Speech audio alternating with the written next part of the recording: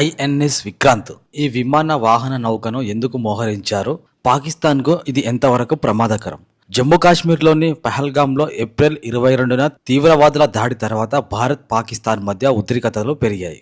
సరిగ్గా అదే సమయంలో భారత నౌకాదళం అరేబియన్ సముద్రంలో గత ఆదివారం తన నౌకా సామర్థ్యాలను టెస్ట్ చేసింది. ఇండియన్ నేవీ ఒక మీడియా ప్రకటన విడుదల చేసింది. తమ యుద్ధ నౌకలు చాలా లాంగ్ ప్లేసెస్ లో శత్రు దేశపు మోడల్ టార్గెట్లను పర్ఫెక్ట్ గా ఛేదించి ధ్వంసం చేస్తాయని చెప్తున్నారు. ఇండియా ఎయిర్ ఫోర్స్ కి చెందిన నౌకలు పలు క్షిపణి ప్రయోగాలను విజయవంతంగా నిర్వహించి తమ పవర్ ఏంటో చెప్తున్నాయని ఇండియా ఎయిర్ ఫోర్స్ అధికార ప్రతినిధి ఒకరు చెబుతున్నారు. దీన్ని బట్టి సంస్థ దాని సిబ్బంది సిద్ధంగా ఉన్నట్లు అర్థమవుతుంది. యుద్ధ విన్యాసాల ఫోటోలు, వీడియోను విడుదల చేసిన నేవీ అధికార ప్రతినిధి దేశ ప్రయోజనాలను ఏ సమయంలోనైనా ఎక్కడైనా ఏ విధంగానైనా కాపాడేందుకు ఎయిర్ ఫోర్స్ సిద్ధంగా ఉందని చెప్తున్నాడు. ఈ విన్యాసాలలో ప్రధాన ఆకర్షణగా నిలిచింది ఐఎన్ఎస్ విక్రాంత్. ఇప్పుడు నౌకను పశ్చిమ తీరంలో మోహరించారు. అయితే ఈ చర్యలను పాకిస్తాన్ కు చాలా ప్రమాదంగా అనుకుంటున్నారు. 1971లో రెండు దేశాల మధ్య జరిగిన యుద్ధంలో భారత్ విజయానికి కారణమైన ఐఎన్ఎస్ విక్రాంత్ పేరుతోనే మరో యుద్ధ నౌక రెడీ అయిపోతుంది. దీని స్పెషాలిటీస్ ఏంటి అంటే,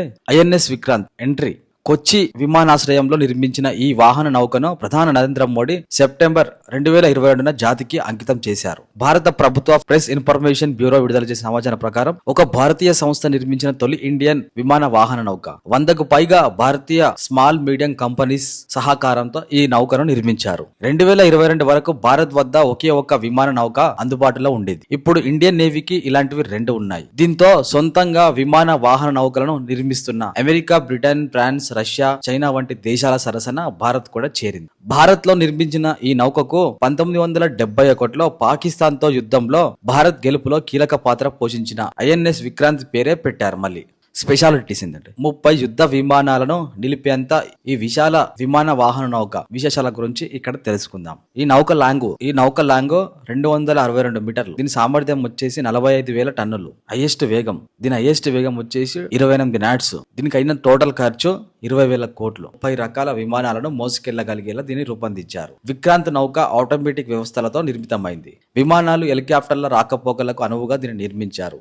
ఈ యుద్ధ నౌకలో మొత్తం 18 డెక్కులు, 2,400 రూమ్స్ ఉన్నాయి. 1,600 మంది సైనికులు ఈజీగా కూర్చునేలా ఈ నౌకను రూపొందించారు. దీంట్లో మహిళా అధికారులు, నావికులకు అవసరమైన గదులు కూడా సెపరేట్ గా ఉన్నాయి. ఇది దాడికే కాదు, రక్షణకు కూడా. భారత్ వద్ద ప్రస్తుతం 2 విమాన వాహన నౌకలు ఉన్నాయి. ఒకటి విక్రమాదిత్య, మరొకటి విక్రాంత్. ఈ నౌకలను హిందూ మహాసముద్రం, అరేబియా మహాసముద్రం, బంగాళాఖాతంలో భద్రతా ప్రయోజనాల కోసం వినియోగిస్తున్నారు. ఇది చాలా క్రిటికల్ స్టేజ్లు. పహల్గామ్ దాడి వెనుక నిజంగా పాకిస్తాన్ హస్తం ఉండి యుద్ధానికి అవకాశం ఉంటే గుజరాత్, ముంబైలను ఆ దేశం ఈజీగా టార్గెట్ చేసుకుంటుంది. అందుకే ఆ ప్లేస్లలో ఎలాంటి దాడులను తిప్పికొట్టేందుకు ఈ నౌకను నిర్మించారు. శ్రీనగర్ లేదా ఢిల్లీ ఎయిర్పోర్ట్స్ నుంచి విమానాలను నడపడం, ఇతర రాష్ట్రాల నుంచి, ఇతర ప్రాంతాల నుంచి దాడులు చేయడం కంటే ఈ వైమానిక స్థావరం పై నుంచి దాడిని మరింత సులభంగా, వేగంగా చేయవచ్చు. పాకిస్తాన్ కు అలాంటి విమాన వాహన నౌక లేకపోవడం ఇండియాకు ప్లస్ పాయింట్. యుద్ధ నౌకకు పూర్తిగా ఇంధనం నింపితే మాటికి తీరానికి రావాల్సిన పని లేకుండా సుదీర్ఘకాలం సముద్రంలోనే పనిచేయగలుగుతుంది. భారత్ పాక్ మధ్య యుద్ధం జరుగుతుందో లేదో ఎవరు ఊహించలేరు. ఇప్పుడు జరుగుతున్నదంతా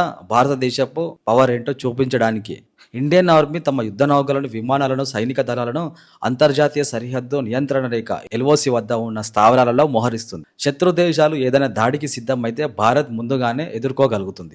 ఐఎన్ఎస్ విక్రాంత్ ప్రస్తుతం కార్వాన్ నుంచి ముందుకు వెళ్తుందంటే అది కూడా ఒక కారణమే. శత్రువుల ఇంధన ఉత్పత్తి కేంద్రాలు, భూ, సముద్ర, వైమానిక స్థావరాలు, సమాచార కేంద్రాలు, ఆయుధ డిపోలు, చమురు డిపోలను లక్ష్యంగా చేసుకుని దాడులు చేసేందుకు అవకాశం ఉంటుంది. 1971 యుద్ధ సమయంలో ఐఎన్ఎస్ విక్రాంత్ తూర్పు పాకిస్తాన్, ప్రస్తుతం బంగ్లాదేశ్ సైనిక చర్యలు, నౌకాదళ దాడులు నిర్వహించింది. ప్రస్తుతం సిచ్యువేషన్స్ 1971 యుద్ధ సమయంలో జరిగిన సీన్స్ ని ఇప్పుడు కనిపిస్తా ఉన్నాయి. 1971లో ఏం జరిగింది?